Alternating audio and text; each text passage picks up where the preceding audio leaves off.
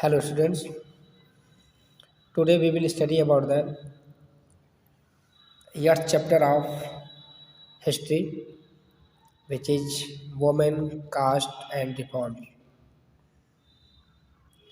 In this chapter we will study about the events of society before the independence. प्यारे बच्चों, इस chapter के माध्यम से हम लोग ये जानने का प्रयास करेंगे कि 19th सेंचुरी में जो समाज में व्याप्त तमाम तरह की बुराइयां थीं, जैसे कि सती प्रथा, विधवा पुनर्विवाह और बाल विवाह, इस तरह की तमाम जो सामाजिक, तो इन सभी सामाजिक बुराइयों के खिलाफ तमाम समाज सुधारकों द्वारा प्रयास किए गए, जिसको कि समाप्त किया जाए। तो चलिए देखते हैं। Life of women in India 200 years ago was very different. Women had a little freedom. They were confined to their homes. Most women had virtually no access to education. In many parts of the country, people believed that if a woman was educated, she would become a widow. Polygamy was common. Women could not inherit property. Child marriage was common. Girls were often married at the age of 8 to 10 years. In case the husband died, the child became a widow and had to suffer all her life. Widows were not allowed to remarry and their plight was miserable. The practice of the sati was widespread. चलिए देखते हैं। तो जो 200 वर्ष पहले लगभग जो महिलाओं की कंडीशन थी वो बहुत ही दयनीय थी। उन्हें किसी तरह की कोई आज़ादी नहीं मिली थी। उन्हें अपने घरों में कैदी की तरह रहना पड़ता था। उन्हें मतलब घर से बाहर निकलने की कोई आज़ादी नहीं थी और उन्हें शिक्षा का कोई अधिकार नहीं था। और देश कुछ ऐसे भी अंधविश्वास थे कि देश के विभिन्न भागों में कुछ लोग का ऐसा मानना था कि अगर जो महिला शिक्षित हो जाएगी वो क्या बन जाएगी? विडो, वो विधवा बन जाएगी। Women could not inherit property, महिलाओं के पास संपत्ति रखने का कोई अधिकार नहीं था। चाइल्ड मैरिज वाज कॉमन, और बाल विवाह कॉमन था कि बच्चियों का 8 से 10 वर्ष की उम्र में विवाह कर दिया जाता था। अगर ऐसी स्थिति में अगर उस बच्ची का पति किसी कारणवश मर जाता है, डेड हो जाता है, in case the husband dead the child bride became a widow, तो बच्ची आजीवन विधवा का जीवन व्यतीत करेगी। And suffer all her life, और पूरा जीवन में समस्याओं का सामना करेगी। विडो वे are not allowed to remarry and their pilgrimage were miserable, और विधवाओं को फिर से विवाह करने का कोई अधिकार नहीं था और उन्हें आजीवन सती का जीवन व्यतीत करना पड़ता था। तो इन सभी समस्याओं को, सामाजिक कुरीतियों को समाप्त करने के लिए तमाम समाज सुधारकों ने समाज में बढ़कर काम किया। तो इन बदलावों को सामने लाने के लिए क्या क्या बदलाव हुए हैं, चलिए देखते हैं। इसके आगे के भाग में वर्किंग टुवर्ड्स चेंज, इसको चेंज करने के लिए क्या क्या काम किए गए हैं। Over the 19th and the 20th century, many of these social and religious issues were initiated and debated by many Indian reformers.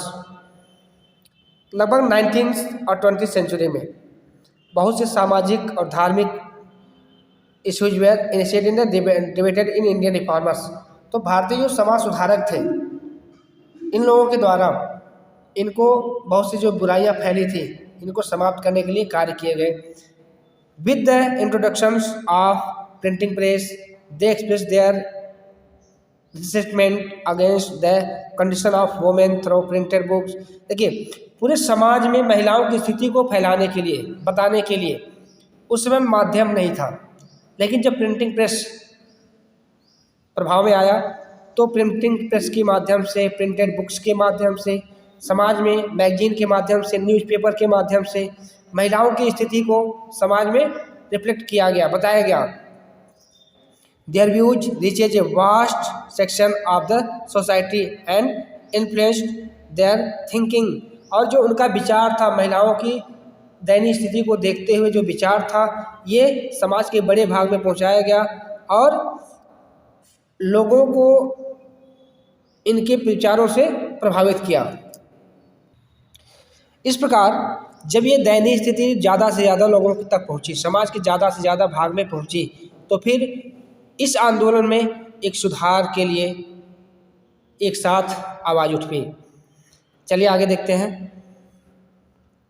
Critical thinking दिया है, हाउ इन योर ओपिनियन, कि आपका विचार क्या होगा।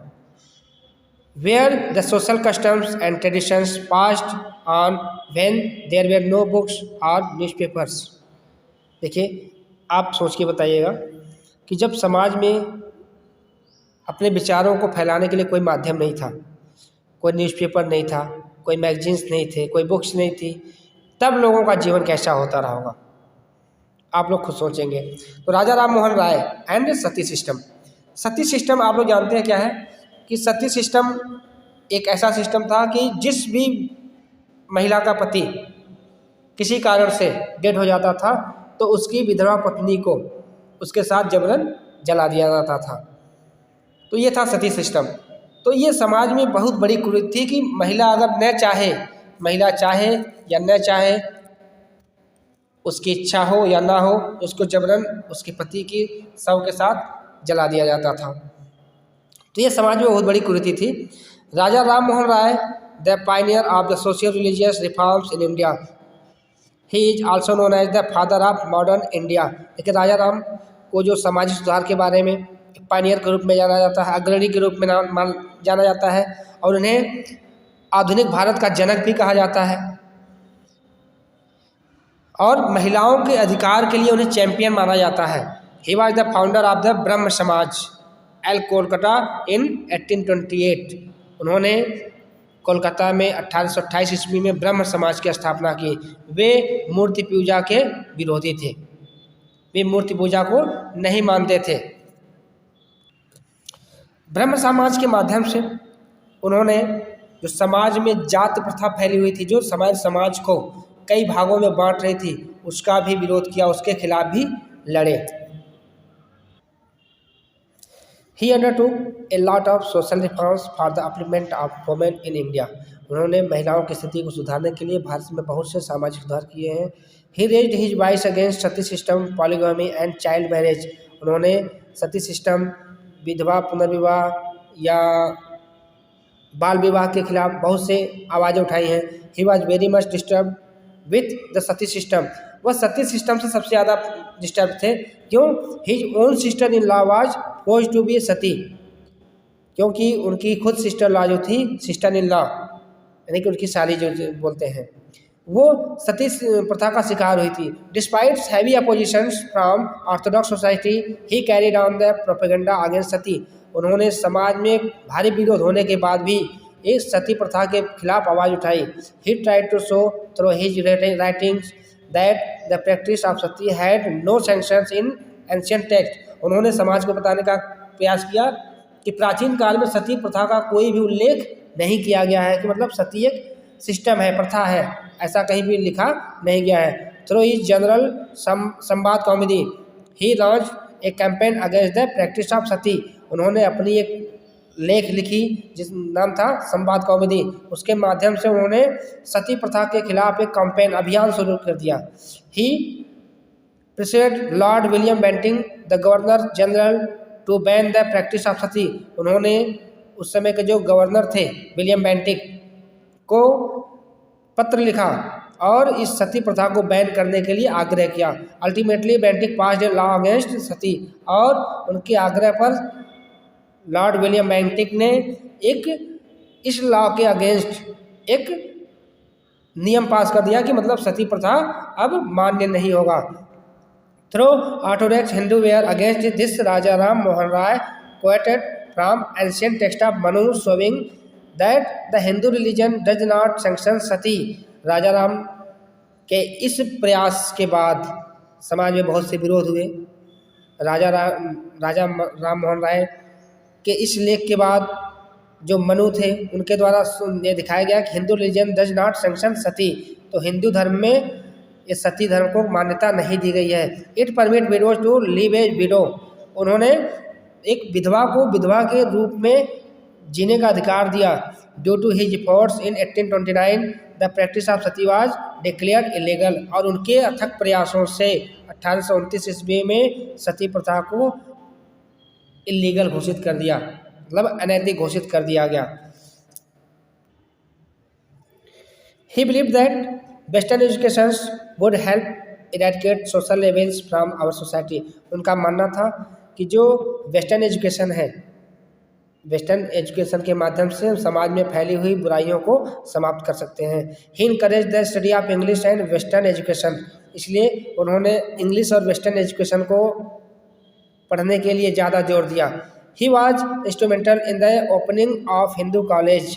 He was also a great scholar who translated many religious and philosophical books into the Bengali।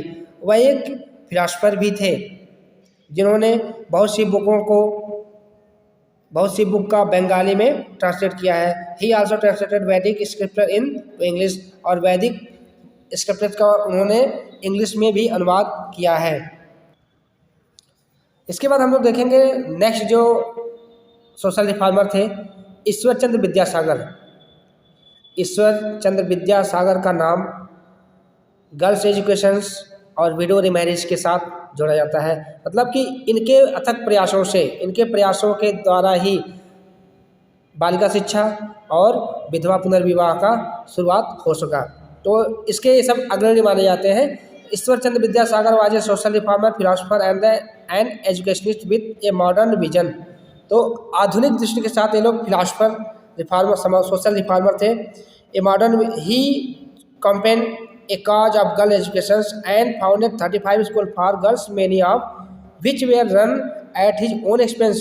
उन्होंने girls education को बढ़ावा देने के लिए कुल 35 स्कूल्स की शुरुआत की, जिसमें से मैक्सिमम स्कूल्स उनके खुद के खर्चे से, खुद के द्वारा दिए गए पैसे से चलते थे।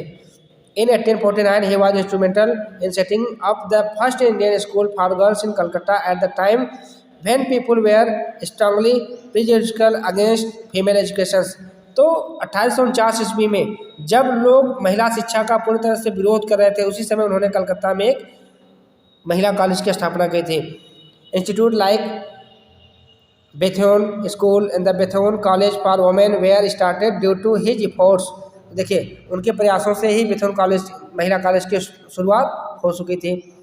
He believed that the status of women and all kinds of injustice and the inequalities that they face could be changed only through education। उनका मानना था कि समाज में जितने भी अविश्वास हैं, जितने भी कुरीतियाँ फैली हैं, उसको शिक्षा के माध्यम से ही हम लोग समाप्त कर सकते थे। He campaigned the cause of widow remarriage। उन्होंने विधवा पुनर्विवाह के बारे में कैंपेन चलाया। Vidyasagar use the ancient text to suggest that widow could remarry. उन्होंने प्राचीन सभ्यताओं के माध्यम से लोगों को बताया कि विधवा भी पुनर्विवाह कर सकती है। It was due to his efforts that despite a strong opposition by orthodox Hindus the government passed the Hindu widow remarriage act in 1866। देखिए उनके प्रयासों के द्वारा ही सरकार के द्वारा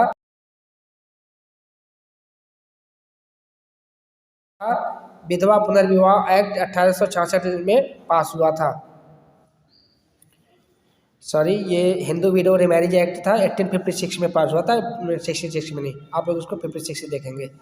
ही even participated in the first widow remarriage ceremony perform in Calcutta in 1856। तो उन्होंने जो पहली सेरेमनी हुई थी विडो मैरिज की कलकत्ता में, तो उसमें वे अटेंड किए थे। ही also praised the ills of polygamy। He did a lot to improve the last law status of position of women in India। उन्होंने महिला की जो सबसे लो स्टेटस समाज में थी उसको बढ़ाने के लिए भी कुछ प्रयास किए। Vidyasagar work toward the betterment of the downtrodden and his efforts in reforming the society was praiseworthy. He allowed people from lower caste in his Sanskrit college that was meant only for upper caste men. देखिए उन्होंने अपने Sanskrit college में lower caste के जो लोग थे उनको भी दाखिला देना शुरू कराया। जो शिक्षा सिर्फ अपर कास्ट के लिए ही अलाउड थी, उसमें उन्होंने लोअर कास्ट के लोगों को भी शिक्षा का अधिकार दिया।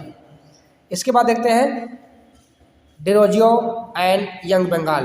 डेरोजियो क्या था? Henry Louis Vivian Derozio, a teacher at Hindu college Calcutta in the 1820s, promoted radical ideas, encouraged his pupils to question all authority.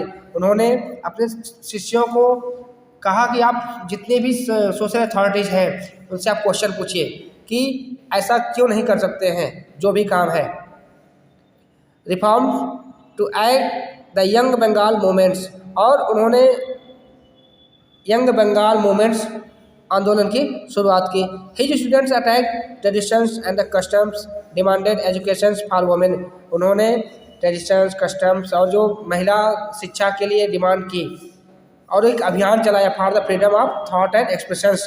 तो थॉट, अपने विचारों की अभिव्यक्ति के लिए एक अभियान चलाया। इसके बाद आए थे स्वामी दयानंद, फाउंडर ऑफ आर्य समाज। आर्य समाज की स्थापना किसने की थी? तो वे स्वामी दयानंद सरस्वती थे। Swami Dayanand Saraswati. Dayanand Saraswati was a brilliant Sanskrit scholar and a reformer in north India.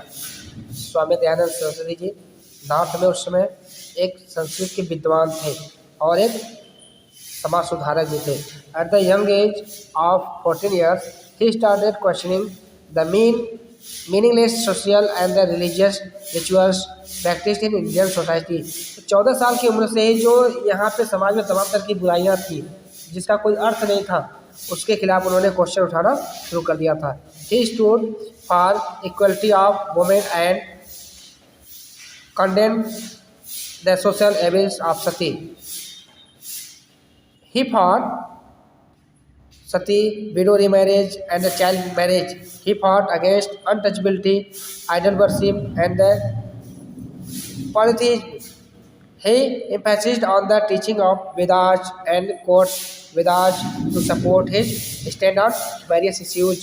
तो उन्होंने जो बाल विवाह था, विधवा पुनर्विवाह था, जो महिला शिक्षा थी, अनटचबिलिटी थी, मूर्ति पूजा थी, सब के खिलाफ उन्होंने अभियान चलाया। दयानंद सरस्वती ने 1875 ईस्वी में एक संस्था की शुरुआत की थी, ऑर्गेनाइजेशन की शुरुआत की थी, Arya Samaj. That attempt to reform Hinduism, जिसके माध्यम से वो हिंदुइज्म में सुधार करना चाहते थे। थ्रू आर्य समाज ही रिवाइव्ड एंशिएंट वैदिक कल्चर एंड ट्रेडिशंस, और आर्य समाज के द्वारा वे भारत में फिर से जो वैदिक कल्चर था उसकी परंपराओं को फिर से प्रचारित करना चाहते थे। Arya Samaj has made significant contribution in the sphere of education of girls and window remarriage. तो आर्य समाज के द्वारा उन्होंने बहुत ही योगदान दिया। किस में दिया था? तो गर्ल्स एजुकेशन और विडो रीमैरिज में। It fought against child marriage and caste system.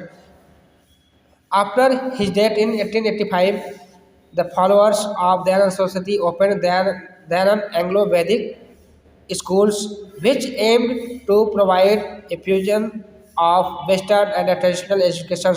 और उनकी जब 1885 ईस्वी में डेथ हो गई थी, उसके बाद उनके फॉलोअर थे, उनके जो शिष्य थे, उनके द्वारा डीएवी कॉलेज की स्थापना की गई थी, जिसका उद्देश्य था कि वेस्टर्न और ट्रेडिशनल एजुकेशन को प्रचारित करना या प्रसारित करना। तो आज के इस पार्ट में बस इतना ही। अगले पार्ट में हम लोग देखेंगे जो बाकी के कुछ रिफॉर्म्स बचे हुए हैं, जो सोशल रिफॉर्म्स बचे हुए हैं, उसके बारे में हम लोग चर्चा करेंगे, पढ़ेंगे। तो आप लोग अच्छी तरह से इसको पढ़िए, कोई डाउट हो तो पूछिए। Thank you.